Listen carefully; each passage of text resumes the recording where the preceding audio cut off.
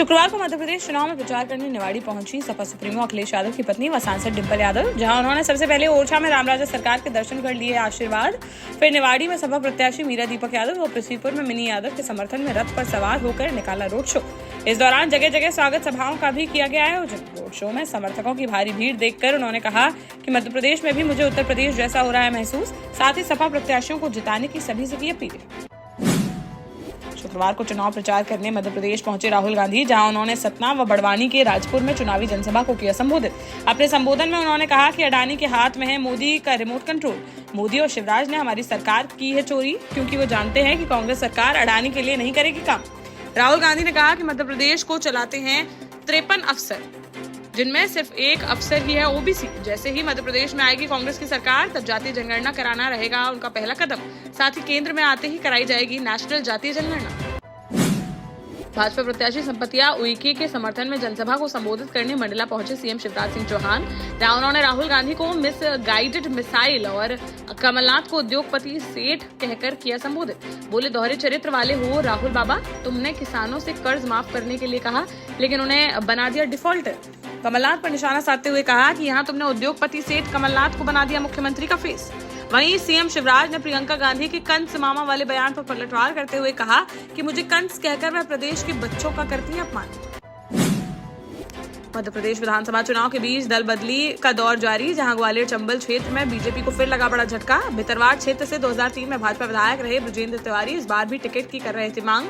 Ticket न मिलने पर पार्टी से बगावत कर अपने हजारों कार्यकर्ताओं के साथ कांग्रेस में हो गए शामिल। साथ ही पूर्व मंत्री लाल सिंह आर्य के चाचा गोहद के बीजेपी नेता नारायण सिंह ने भी कांग्रेस पार्टी कर ली ज्वाइन। पूर्व सीएम दिग्विजय सिंह ने दोनों नेताओं को पार्टी की सदस्यता कराई ग्रहण। एमपी चुनाव प्रचार के लिए शुक्रवार को टीकमगढ़ पहुंचे यूपी के डिप्टी सीएम केशव प्रसाद मौर्य, जहां उन्होंने टीकमगढ़, जतारा व खरगापुर 3 विधानसभाओं में जनसभा को किया संबोधित। अपने संबोधन में उन्होंने कांग्रेस पर जमकर बोला हमला, कहा कि कांग्रेस का मतलब है बर्बादी, भ्रष्टाचार व कुशासन। वहीं उन्होंने मध्य प्रदेश में इस बार बीजेपी द्वारा 130 से 150 सीटें जीतने का किया दावा। जनता से बोले, कमल पर बैठकर आएंगी लक्ष्मी जी, इसलिए ध्यान रखें लक्ष्मी को बुलाने के लिए कमल को जिताना है जरूरी। शुक्रवार को दतिया पहुंची बसपा सुप्रीमो व यूपी की पूर्व सीएम मायावती, जहां उन्होंने सेवड़ा विधानसभा से बसपा प्रत्याशी लाखन सिंह के समर्थन में इंदरगढ़ कस्बे में चुनावी जनसभा को किया संबोधित।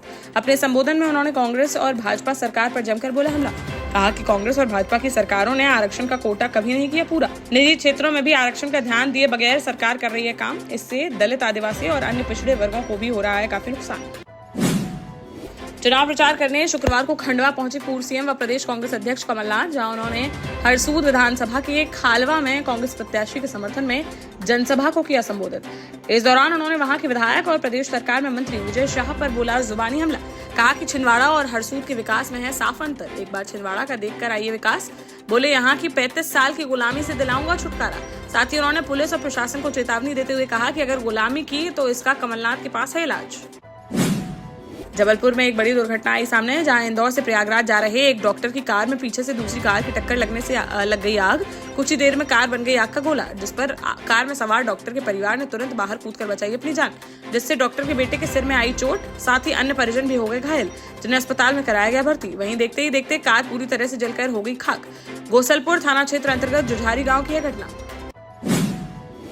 झांसी के मौरानीपुर में जमीन हड़पने को लेकर ससुराली जनों द्वारा एक विधवा महिला से मारपीट का मामला आया सामने, जहां केलुआ गांव में रहने वाली विधवा महिला सीमा ने कोतवाली में दिया प्रार्थना पत्र, जिसमें उसने बताया कि पति की मौत के बाद घर खाली करने का दबाव बना रहे हैं ससुराली जन, और खाली न करने पर पूरे परिवार ने घर में घुसकर उसके साथ की मारपीट, जिसका वीडियो भी उसने पुलिस को सौंपते हुए मामला दर्ज कर आरोपियों पर कार्रवाई की उठाई मांग।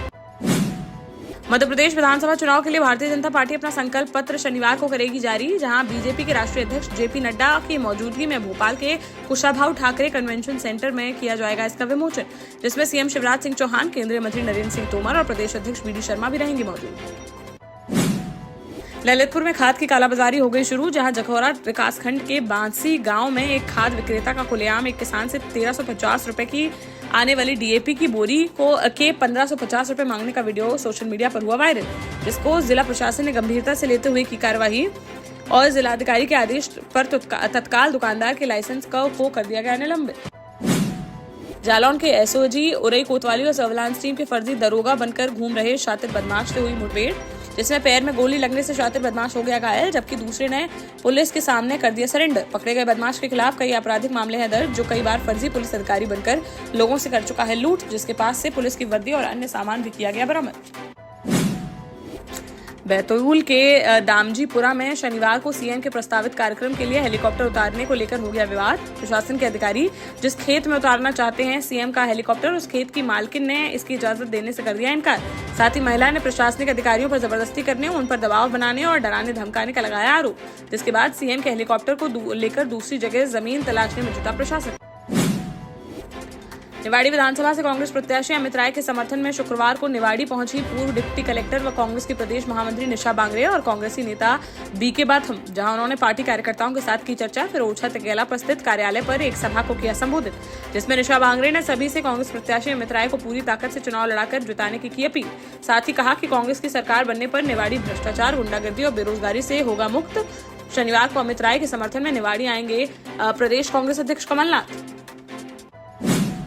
देश का जाना माना सैनफिन ग्रुप आपके लिए फिर लाया है झांसी में वास्तु के हिसाब से फ्लोर प्लान सहित एक शानदार टाउनशिप, जिसमें सुरक्षा की दृष्टि से सीसीटीवी, एक ही ग्रैंड गेट से एंट्री और एग्जिट, चौड़ी सड़कें, parking, car wash area, senior citizen and international fountain parks, swimming pool, gym, badminton, tennis आदि courts, school, hospital, shopping mart आदि कई सुविधाएं। इसीलिए तो हम झांसी में लोगों की पहली पसंद।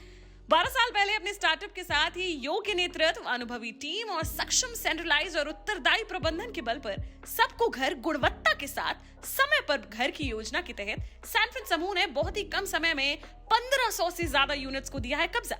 समय पर डिलीवरी से हमारे ग्राहकों में बड़ा है विश्वास और मिली है संतुष्टि। सैनफिन समूह ने बहुत कम समय में Sanfin Ashok city, green homes residency, green homes city, Sanfin Ashok valley, Delhi public school, Sanfin शाखा, केन सैनफिन अस्पताल सहित कई अन्य परियोजनाओं के साथ नई झांसी के निर्माण में स्थापित किया है एक बड़ा मुकाम। तो आप भी आज ही आइए अपने परिवार के साथ और कीजिए अपने सपने साकार।